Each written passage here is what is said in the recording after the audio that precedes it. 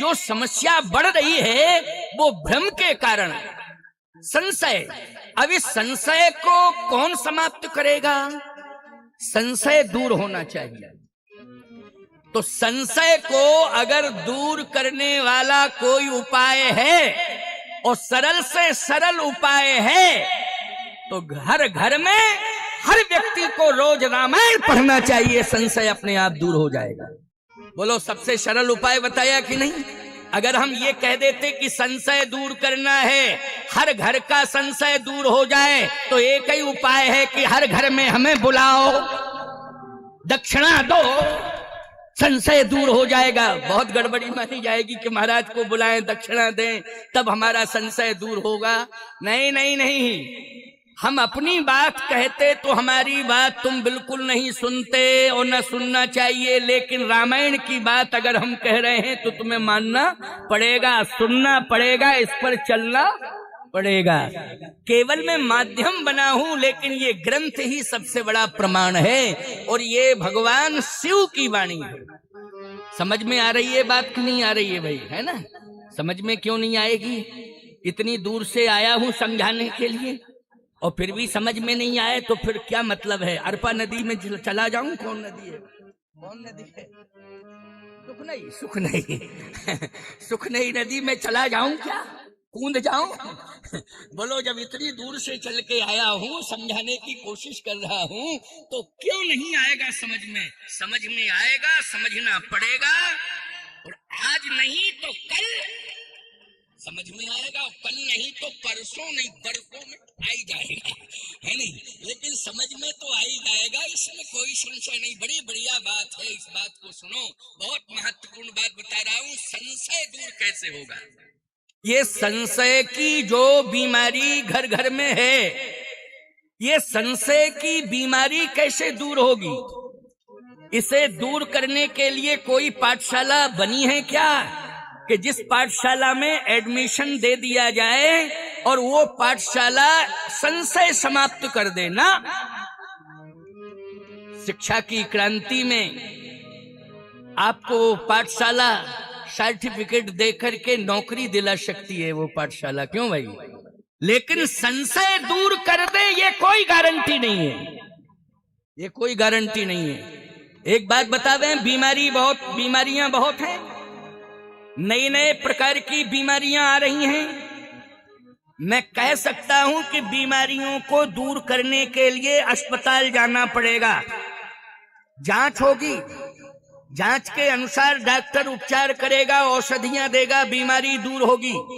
लेकिन कोई ऐसा हॉस्पिटल बताओ कि संशय की बीमारी को कोई दवा दूर कर दे या कोई डॉक्टर दूर कर दे, बोलो? या कोई मशीन जांच करके ये बता दे कि ये संशय जो है ऐसे इस दवा के डोज से दूर होगा? नहीं नहीं, बिल्कुल नहीं।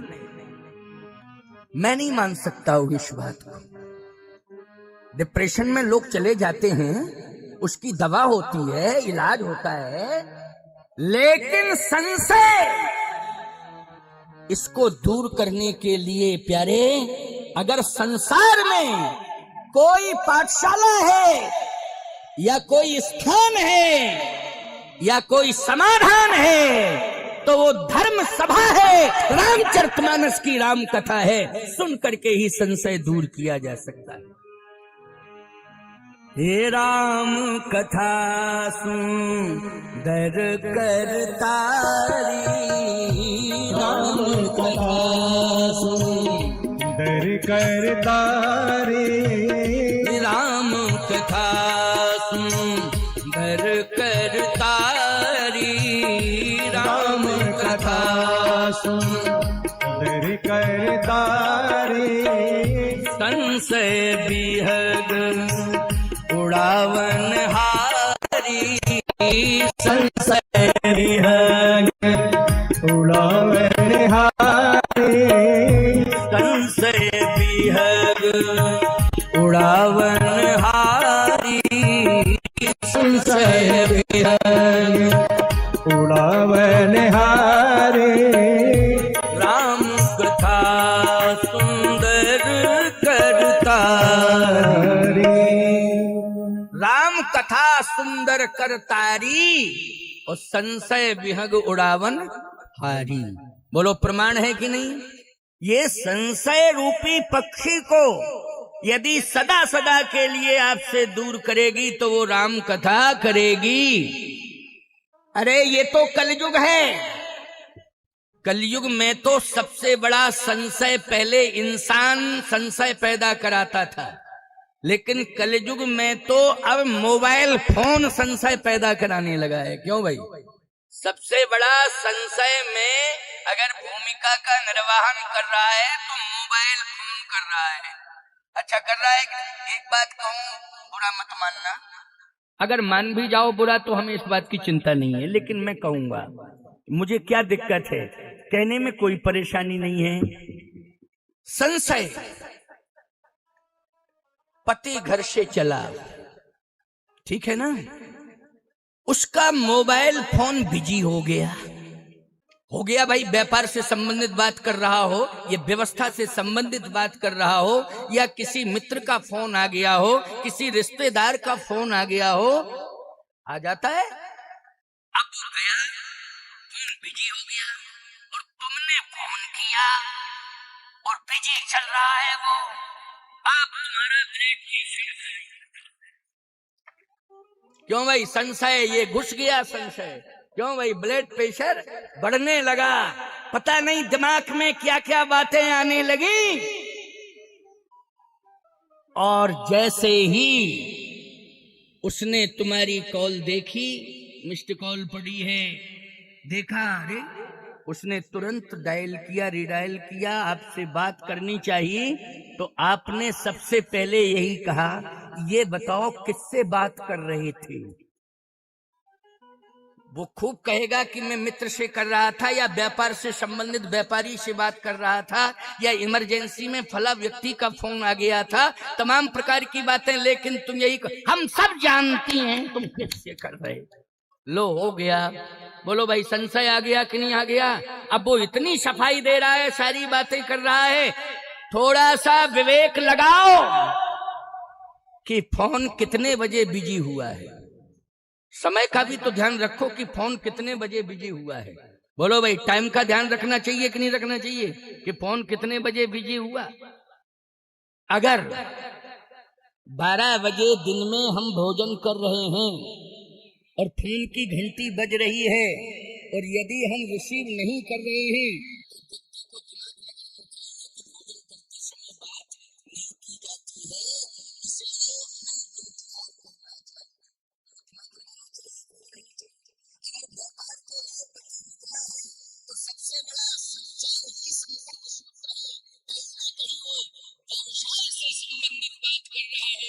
बिजी होगा, निश्चित रूप से थोड़ा सा हमें इंतजार करना है, और पति के मस्तिष्क को हमें पूरी तरह से प्रसन्न करना है। अगर कहीं हमने किसी भी प्रकार की कोई शंका उसके मस्तिष्क में भर दी तो याद रखना, व्यापार प्रभावित हो जाएगा और शरीर भी प्रभावित हो सकता है। हो सकता है कि नहीं? अब आइए, एक पक्षी बात नहीं, तुम लोग सुन लो। हाँ, एक पक्षी बात नहीं होगी, हाँ तुम लोग भी सुन लो। जीवन में पत्नी को सारथी समझना चाहिए। क्या समझना चाहिए? सारथी। जैसे रथ को कौन चलाता है, ईमानदारी के साथ बताओ? राजा बैठता है लेकिन सारथी चलाता है। बोलो, चलाता है कि नहीं? कि राजा बैठ करके ही रथ को चलाने लगता है खुद? नहीं नहीं नहीं, वो तो बैठता है, सम्मान मिल रहा है उसे। लेकिन ये समझ लेना चाहिए कि गृहस्थी रूपी रथ में बैठ करके अगर तुम्हें सम्मान मिल रहा है तो निश्चित रूप से सारथी के रूप में पत्नी का बहुत बड़ा योगदान है कि तुम्हें हर डगर पर, हर नगर में सम्मान मिल रहा है। सारथी बनकर के गृहस्थी रूपी रथ के संचालन में सबसे बड़ी महत्वपूर्ण भूमिका किसकी होती है? पत्नी की होती है। इसलिए अगर तुम्हारी गृहस्थी चल रही है, सुचारू रूप से चल रही है, तुम्हें सम्मान मिल रहा है, तुम्हारे घर की चौराहों पे प्रशंसा हो रही है, तो निश्चित रूप से ये समझ लेना चाहिए कि मेरी पत्नी का बहुत बड़ा योगदान है। हमें अवश्य ही इसके कर्तृत्व पर इसे धन्यवाद देना चाहिए। बोलो देना चाहिए कि नहीं? धन्यवाद देना चाहिए, दो शब्दों में प्रशंसा करनी चाहिए, और घर में आकर के इतने स्नेह भरे शब्दों में पूरे परिवार के साथ बैठ करके इतनी मधुरता वाणी में होनी चाहिए कि आपके शब्दों को सुन करके परिवार का संशय दूर हो जावे और परिवार स्वर्ग बन जावे। ये आपकी वाणी में जादू होना चाहिए। और ये वाणी की मधुरता कहाँ से मिलेगी? जब रामायण पढ़ोगे और रामायण पर चलोगे तो वाणी में मधुरता आ जाएगी। क्या आ जाएगी? 6 शास्त्र सब ग्रंथन को रस। बोलो भाई, रस पीने से मधुरता आती है कि नहीं आती है? और याद रखना, खट्टा रस नहीं पिया जाता है, रस पिया जाता है तो मीठा ही पिया जाता है। बोलो पिया जाता है कि नहीं पिया जाता है? हाँ, ये बात अलग है कि तुम डायबिटिक हो तो करेला तो वो रस नहीं है, वो तो जूस ही है, उसको रस नहीं कहते। क्यों भाई? उसको काहे का वो रस है? वो रस है क्या? हाँ, वो किसी तरह से उसका तत्व निकाल करके पी लिया जाता है। वो एक औषधि के रूप में है। बोलो किस रूप में है? करेले का तत्व निकाल करके पी लिया आपने, वो एक औषधि है। बोलो क्या है? औषधि है, वो रस वस नहीं है, वो औषधि है। लेकिन रस मानी जिसमें मधुरता हो। बोलो वही रस है कि नहीं? जिसमें मधुरता हो। अगर मौसमी खट्टी होती है तो रस नहीं निकाला जाता है, उसका निकाला जाता है क्या? नहीं, मीठी मौसमी होना चाहिए, मीठा संतरा होना चाहिए, मीठा आम होना चाहिए। आम भी कई प्रकार का, खट्टा आम, मीठा आम। बोलो जूस किस आम का निकाला जाता है? जल्दी बोलो। आपको आम का? अब कच्चा हो खट्टा हो दे दो किसी को तो बोलो कोई पिएगा। आम भी बर्बाद और किसी काम का नहीं, आम ही बेकार हो गया, वो बर्बाद हो गया। मीठा आम, उसी से रस निकाला जाता है, उसी रस को पिया जाता है, क्योंकि उसमें मधुरता होती है। अनार का रस मीठा होता है, उसमें मधुरता होती है, उसे पिया जाता है। जितने मीठे फल होते हैं उन्हीं का रस निकाला जाता है, वही रस पीने योग्य होता है। ठीक इसी प्रकार से रामायण को पढ़ने से ये कर्णेंद्रिय के द्वारा जो रस तुम्हारे अंदर जा रहा है, इससे तुम्हारी रचना में मधुरता आएगी। क्या आएगी? मधुरता आएगी। और याद रखना, शब्द की मधुरता से हृदय परिवर्तन हो जाता है। बोलो शब्द की मधुरता में जादू है, हृदय परिवर्तन हो जाता है। आपको एक बात बतावें, रामायण को जो सुनते हैं पढ़ते हैं उनके स्वभाव में परिवर्तन हो जाता है। कैसा स्वभाव होता है? जब रामायण नहीं पढ़ते हो तो स्वभाव कुछ और है, और रामायण पढ़ने लगोगे, सुनने लगोगे, सभी से कह रहा हूँ, अबाल वृद्ध नर नारियों से, रामायण सुनोगे, रामायण पढ़ोगे तो तुम्हारा स्वभाव भी बदल जाएगा, शब्दों में मधुरता आ जाएगी, रोम रोम में शिष्टाचार आ जाएगा, तुम्हारा जीवन संस्कारों से भर जाएगा। ये रामायण पढ़ने का परिणाम है जो मैं सुना रहा हूं। ऐसे तुमने बनाया भोजन और इन्होंने पाया। अब हो सकता है कि धोखे से डबल नमक गिर गया, उसमें नमक डबल पहले भी डाल दिया और ध्यान नहीं रहा तो बाद में भी डाल दिया। ध्यान की बात है, नहीं रहा ध्यान। अच्छा एक बात बताओ, ज्यादा नमक डालने से खारापन आ जाएगा कि नहीं? भोजन का स्वाद भी बिगड़ जाएगा। पति पत्नी के प्रेम की बात कर रहा हूं। देखो भाई, संतुलन बनाओ, पारिवारिक संतुलन बना करके चलो। अब तुमने जैसे ही अब मेहनत से बनाया तुमने भोजन, अब ये भूखे ज्यादा हैं, अब इन्होंने जैसे ही एक ग्रास मुख पर रखा उसमें नमक ज्यादा था। यदि तुमने रामायण पढ़ी होगी तो याद रखना, आंखों में क्रोध नहीं आएगा, तुम्हारी भौएं नहीं तनेंगी, तुम्हारी जिह्वा क्रोध में लपलपाएगी नहीं, बल्कि तुम मंद मंद मुस्कुराओगे। समझ गए हो कि नहीं? रामायण का ये असर होगा, मुस्कुराओगे तो तुम कहोगी भोजन अच्छा लग रहा है, तो तुम यही कहोगे हाँ अच्छा लग रहा है, लेकिन आज एक अनुभव हो गया तुम्हारे भोजन को ग्रहण करने से। क्या? और सब मामलों में तुम कंजूस और नमक डालने में बड़ी उदार। क्यों भाई?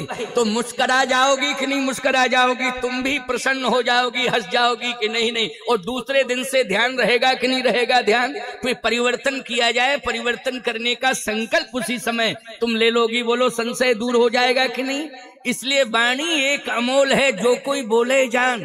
वाणी को संभाल करके बोलना चाहिए। और वाणी का स्वर कब संभलेगा? जब हम रामायण को सुनेंगे और रामायण को पढ़ेंगे और रामायण पर चलेंगे। इसलिए ये राम कथा है। तभी तो गोस्वामी जी ने कहा है राम कथा राम